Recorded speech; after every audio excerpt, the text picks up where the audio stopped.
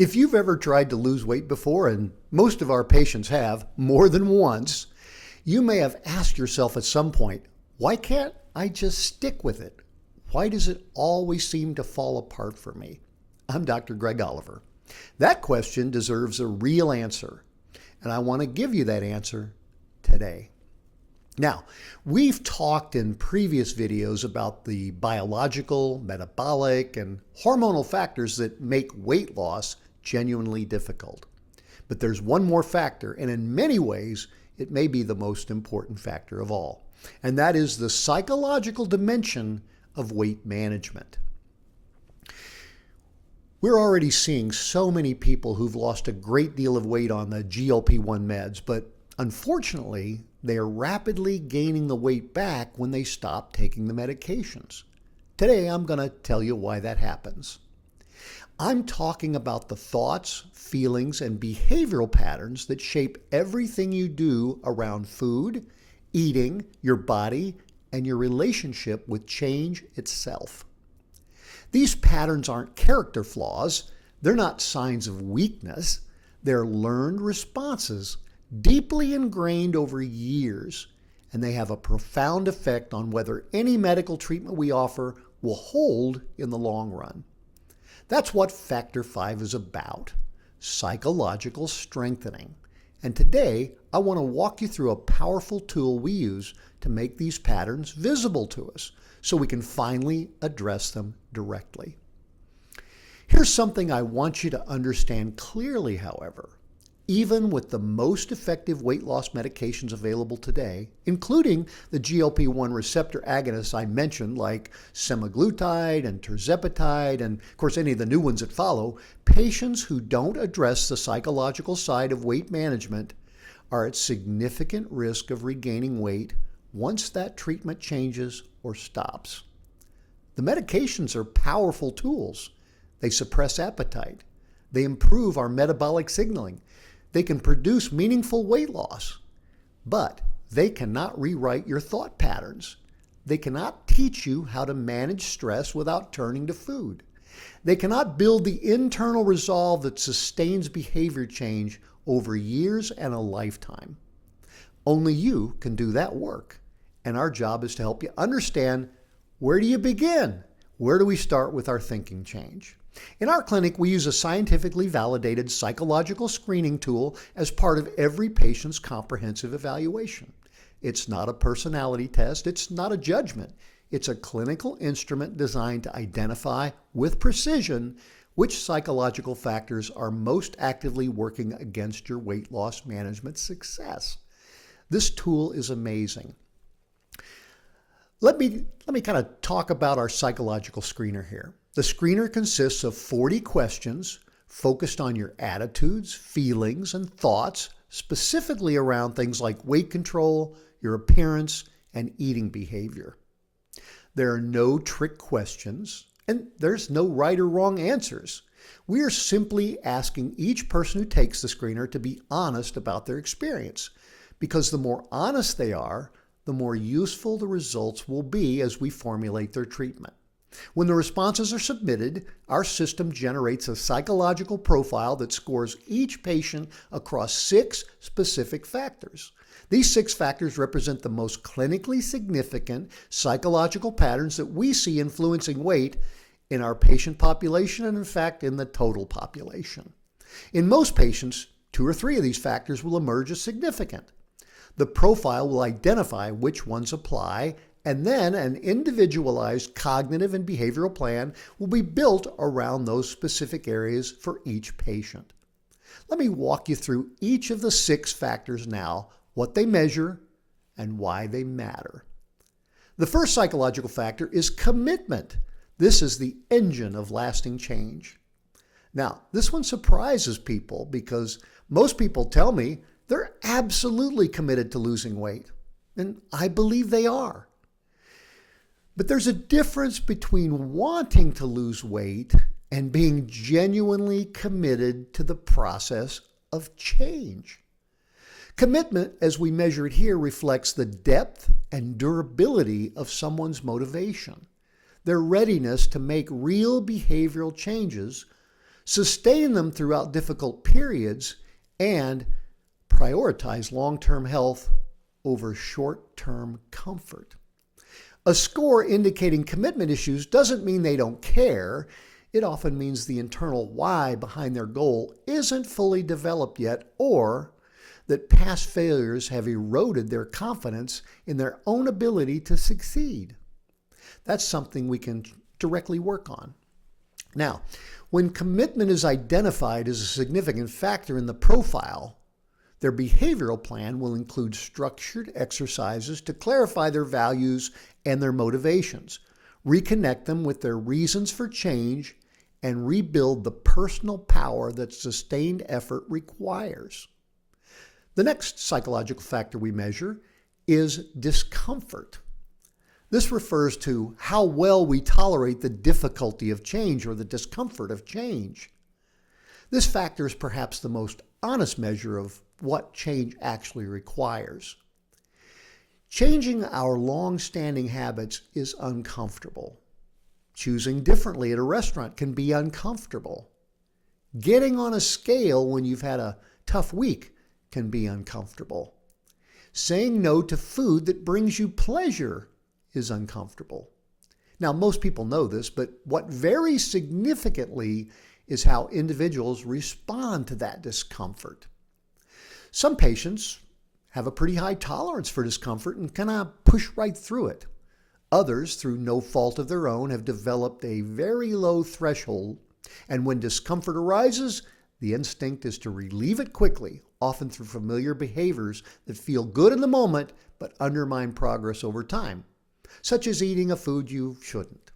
If discomfort is flagged as significant in the profile, our plan will include cognitive techniques to reframe discomfort as a signal of progress rather than a problem to be solved, along with practical strategies for sitting with difficult feelings without immediately acting on them. Next, we look at inner control. Another way of phrasing this is, who's in charge of your choices? Inner control measures the degree to which we believe we are the primary driver of our own outcomes versus feeling that external forces, circumstances, or other people largely control what happens to us. This is sometimes called locus of control in the behavioral health literature, and its relationship to weight management is significant. Patients who score lower in inner control often feel that healthy choices are difficult to make because life keeps getting in the way. The schedule, the family, the stress, the demands of work. They're not wrong that those forces exist, but the belief that those external circumstances override personal decisions tends to produce a very passive relationship with change. We want aggressive relationship with change. When inner control is a significant factor, the plan will work specifically on building a stronger internal focus and power. This will give us practical tools for reclaiming ownership of our choices, even in the midst of a chaotic and very demanding life. The next psychological factor is perfectionism. This is when all or none thinking derails our progress. Perfectionism is one of the most common psychological patterns we see, and one of the most quietly destructive when it comes to long-term weight control after we've worked so hard to lose the weight. Perfectionist thinkers tend to set very high standards, and when those standards aren't met, they interpret it as total failure. One unplanned meal becomes evidence that a whole week is ruined. Missing a workout becomes proof that they've fallen off the wagon once again. And once that belief takes hold, many people stop trying altogether until they feel ready to start over perfectly. This all or nothing thinking pattern produces a cycle of intense effort followed by complete abandonment. And over time, it destroys confidence and reinforces the belief that permanent change simply isn't possible for them. If perfectionism is significant in the profile, the behavioral plan will focus heavily on cognitive restructuring, learning to identify and challenge black and white thinking, replace it with more flexible and realistic expectations, and develop the skill of recovering from imperfection without catastrophizing. One of the most commonly seen psychological issues, which is our next factor, is stress eating. This is when food becomes emotional medicine. Maybe you have that. Stress eating, sometimes called emotional eating, is the pattern of using food not primarily as fuel, but as a coping mechanism for emotional states such as stress, anxiety, boredom, loneliness, frustration, and sadness. This is an extremely common pattern, and it develops for real and understandable reasons. Food provides immediate sensory relief. It's accessible. It works, at least for the short term. For many people, it was one of the earliest tools they learned for self-soothing, and over time, it just became automatic. The challenge is that stress eating is responsive to emotion and not to hunger, which means it operates largely outside of rational decision making. You never decide to stress eat. You suddenly find yourself in the kitchen or at the drive-thru and the decision has already been made. Now you're eating things you knew you didn't want to eat. An example is when you're bored and sitting alone watching some mindless television program. You go to the kitchen at the commercial. You get in the cabinet. You get a package of cookies and you eat a few. Now you feel better. So you eat some more, and before you know it, the package is empty. But now you feel stressed from eating too many unwanted calories. This sends you back to the cabinet or refrigerator for something more. And the cycle of stress, eat, just happens. When stress eating is significant in the profile, the plan will include both cognitive and behavioral interventions, identifying personal emotional triggers, building alternative coping strategies, and developing the pause between impulse and action, which can actually break this automatic cycle. Our final psychological factor is perhaps the most complex. It is called secondary gain. These are the hidden benefits of staying the same or not changing. This concern requires the most courage to examine honestly. So, secondary gain refers to the hidden or unconscious benefits that come from remaining overweight. Yes, being overweight is now seen subconsciously as positive and helpful. This is not a comfortable concept to sit with, and I want to be clear. This is not about blaming patients or suggesting they want to be overweight. It is about recognizing that human behavior is complex, and sometimes our minds protect us in ways we're not even fully aware of.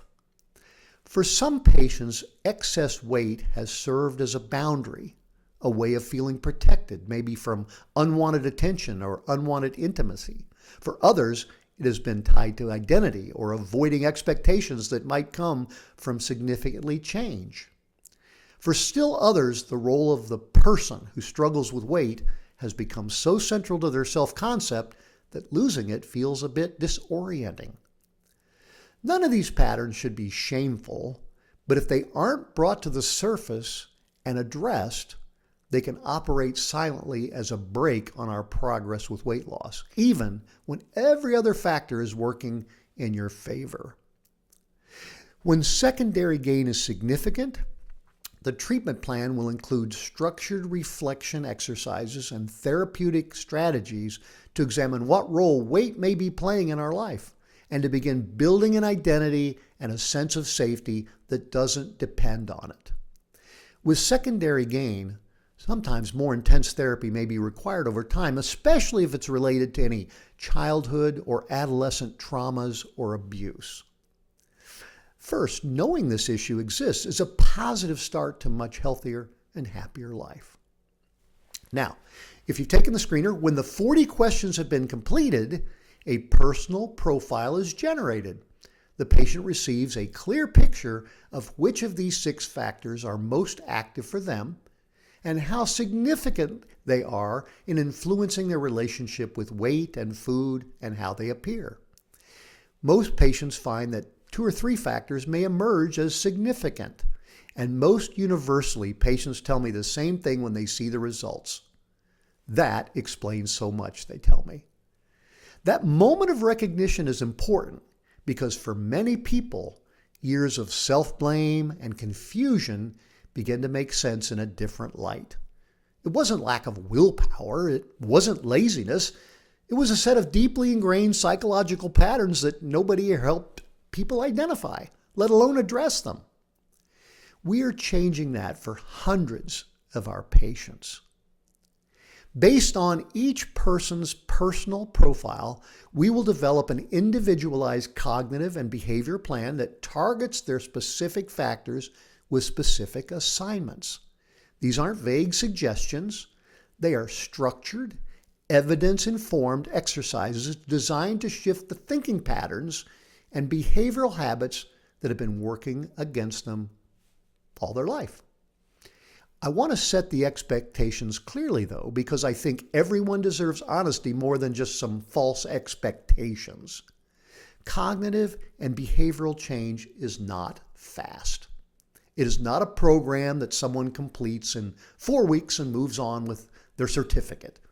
Changing a deeply ingrained pattern of thought or behavior, the kind that has been part of one's daily life for years and in many cases even decades, requires consistent practice, patience, and repetition. Think of it like building a new physical habit.